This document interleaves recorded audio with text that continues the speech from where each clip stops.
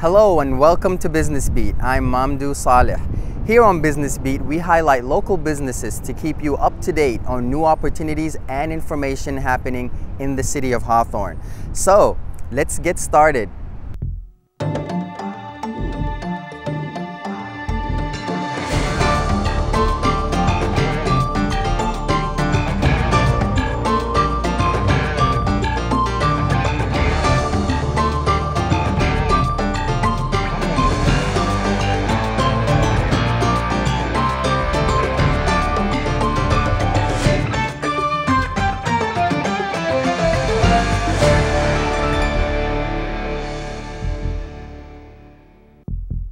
So jumping, swinging, flipping are just a few of the ways people experience the thrill of parkour. Sophia Pop takes us to the only academy in the South Bay, and it's right here in Hawthorne. Agility, mental focus, and a desire for adventure. That was awesome. Good job. Is what draws youngsters and adults to the Tempest Free Running Academy, an indoor gym located just a few feet from the Hawthorne Municipal Airport. I've learned how to go on the walls and come off, like jump on, do a 360 or 720. The popularity at the parkour or free running is fast growing worldwide due to the challenging techniques involved. It's just like a flip. So when I jump, I want to spin on it, tuck. Just like that. The young students enrolled in the beginner courses already feel the thrill.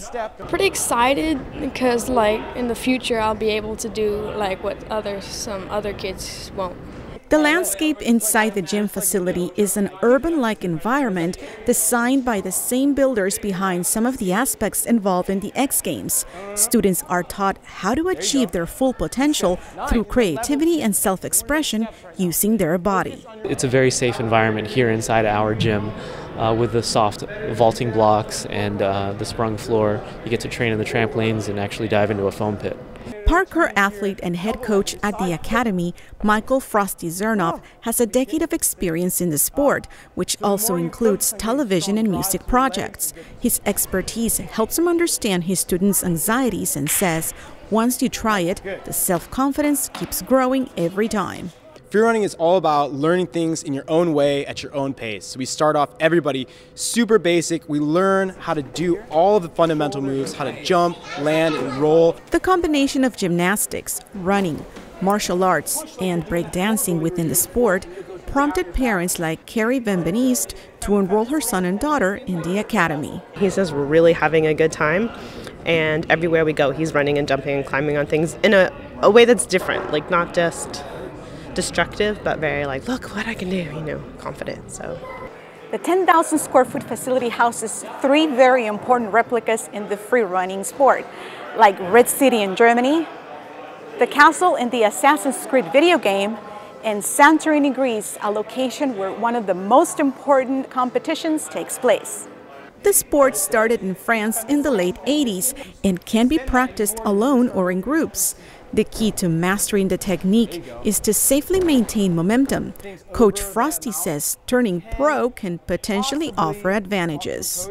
There's also great opportunities, especially here in LA, to work in stunts, in films, and movies. For those willing to try it, there are options available for children and adults, like a one-time class coached by a professional free runner or weekly classes. Also, unlimited gym opportunities and open gym options are available as well. Special occasions can also be accommodated. The basic birthday party package is $400, and that's for 10 participants, and you get a coach to help you with your entire party for about 2 hours, and then you get a half hour in our party lounge, which is upstairs. They also offer many items in their brand new line of clothing, which is available at their facilities or online. Future projects include more classes and a media lab for students to create and edit their own free running films. For Hawthorne Business Beat, I'm Sophia Pop. Gym manager Nick Factorian says discounts are available for some of their services. For more information, visit www.tempestacademy.com or call 310-644-7686 and ask for Nick. The Tempest Free Running Academy is located at 3337 Jack Northrop Avenue. So Hawthorne is buzzing about La Sirena Gorda, a new restaurant serving fresh Mexican seafood. Jennifer Wade has the scoop. La Sirena Gorda, which translates to the Fat Mermaid, is owned and operated by Ismael Arcel. While Arcel is in charge of all things food, he gives credit to his wife for coming up with the Under the Sea inspired name. She was just bouncing names around and she just tossed it out there, and her grandson was with her, and she said, La Sirena Gorda, just, you know, bouncing things. And her 4-year-old grandson, Luke, he said, yes, Grandma, that. So that's how it stuck. Arcel left his job in construction to follow his dream of becoming a restaurant owner and chef. Even in his new job, he still puts his construction background to use. We did all the work, all the remodeling, and also we built counters, tables, everything. It took nearly a year for Arcel to convert the former law office into the family-style restaurant it is today. We don't have a big menu because we don't want to combine like another stuff with the seafood.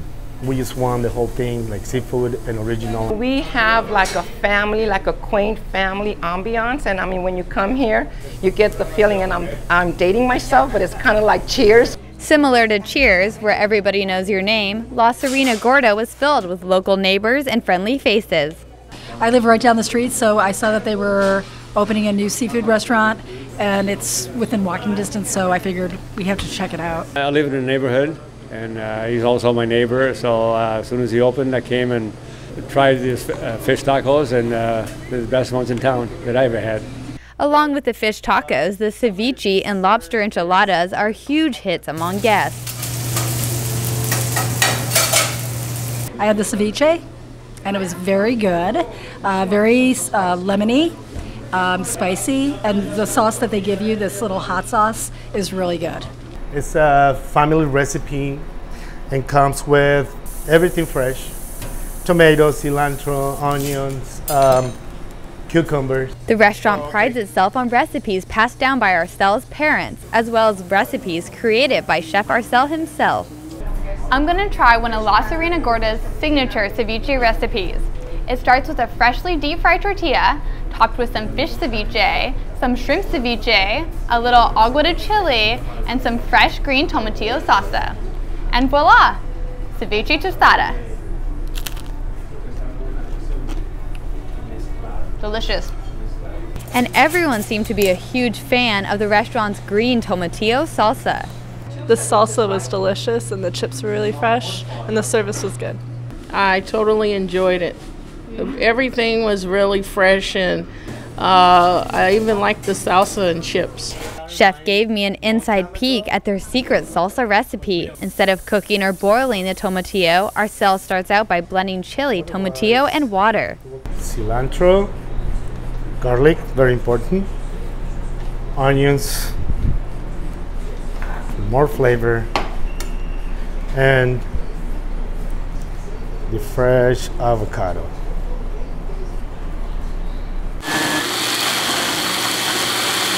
Hot tortilla chips accompany the salsa and are served free of charge to all restaurant goers. We make like little by little, all day long, so all the time it's fresh and you know, crispy and hot. For guests avoiding fried foods, La Sirena Gorda offers many healthy options. I'm going to be a regular because I'm starting a low-fat diet, and I prepare a lot of healthy food, and I go to the seafood market, but if this will cut a lot of time off for me. La Sirena Gorda is currently open for pickup and dining in Tuesday through Sunday from 11 a.m. to 8 p.m. They will be adding delivery in the near future. My food was great, and the service was exceptional. I may turn into a fat mermaid myself if I hang around this place too long. Luckily for me, the food is super fresh and healthy. Reporting for Business Beat, this is Jennifer Wade. La Sirena Gorda is located at 14225 Inglewood Avenue. You can visit www.lasirenagorda.la for menu items and further information. Hidden from the public eye lies Hawthorne's unofficial art scene.